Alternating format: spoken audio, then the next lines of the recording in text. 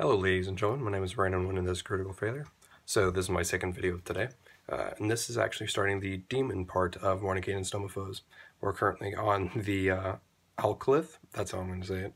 It's like this, to what I read, it's basically like bits and pieces of Jubilex, or Jubilex, however you want to say it, I'm going to call him Jubilex, that he kind of shudders and shakes off of himself that becomes sentient and try to find a way into the material plane.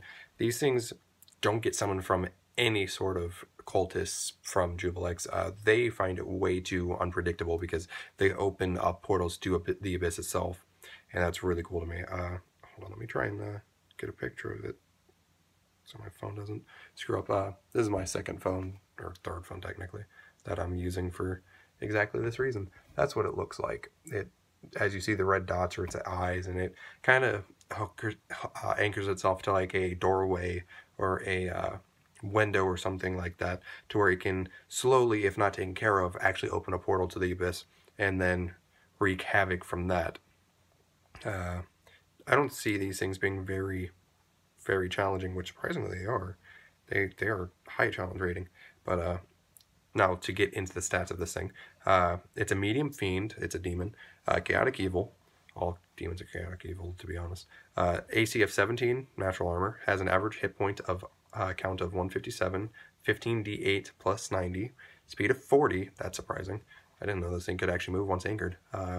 Has a strength of 12 plus 1, a dexterity of 19 plus 4, constitution of 22 plus 6, intelligence of 6, negative 2, wisdom of 11, 0, and a charisma of 7, negative 2. I thought I said plus 2 somehow on this. But its saving throws that it's proficient in is dexterity and constitution, meaning that it has a plus 4 proficiency bonus. Its proficient skills are stealth plus 8, if that makes sense. Its damage resistances are cold, fire, lightning, bludgeoning, and piercing from non-magical weapons, or non-magical attacks, sorry. Damage immunities, poison.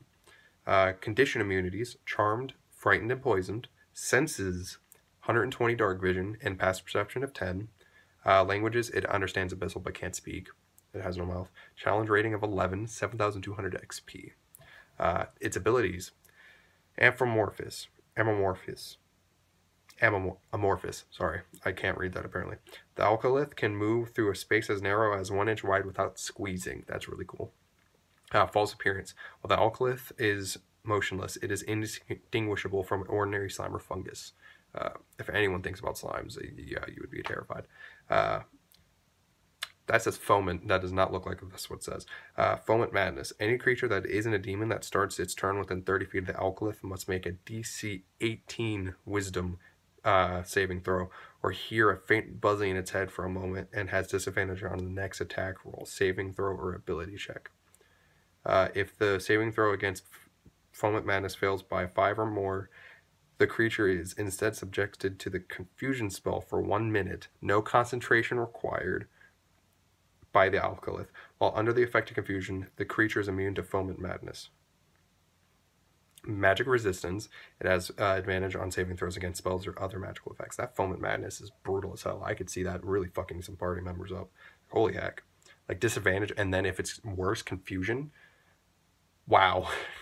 And if you want to, as a DM, you start making the rolls for that player instead, as if he is the bad guy. Ooh, that is even worse. That is how you mess up a party member. Like, and it's not like he can't hurt himself either. Like, you could totally have it to where he can end up taking his own life. That'd be really cool. It has multi-attack, and it has 3 tentacle attacks, which is the only attack, apparently. But it's a melee weapon, plus 8 to hit, reach of 15 feet, 1 target. I would say have more than 1 if they're really close to each other. And a hit die of 18, or not hit die of 18, hit point damage of 18. It's 46 plus 4 damage. I would say have some bludgeoning or slashing, depending on how you want to kind of roleplay it. I would say have it have 2d8 slashing, or again bludgeoning. On top of that, acid, it would really, really hurt.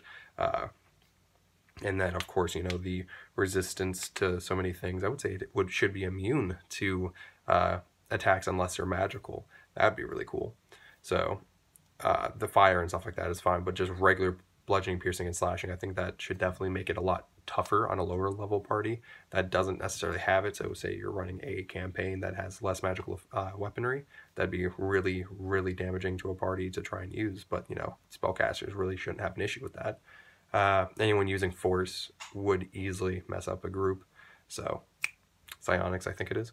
But yeah, any Illithid character could use its mind blast on it, I guess, and kind of hurt it. But yeah, that's really, really cool on my ass. And the aspect that I was thinking of, now imagine this taking over Cathedral and no one really pays attention to it, and then it becomes a basically dark version of itself, and it's just filled with demons. And imagine that could literally, imagine a campaign where one of these accidentally has sprouted root in the wrong place, and then it's just in some small town, and the small town members just get murdered, and then people go in, they start getting murdered, and then they just realize it's a whole demon incursion. That happens more than you believe, apparently. And that would be really cool to have just happening. You know, that would be a really neat campaign idea. That's how I'm going to have one of my campaigns start now. That's really cool. So, yeah, that's the Alkilith. Surprisingly, for just its stats, it's really strong. It has really cool abilities. I really like it.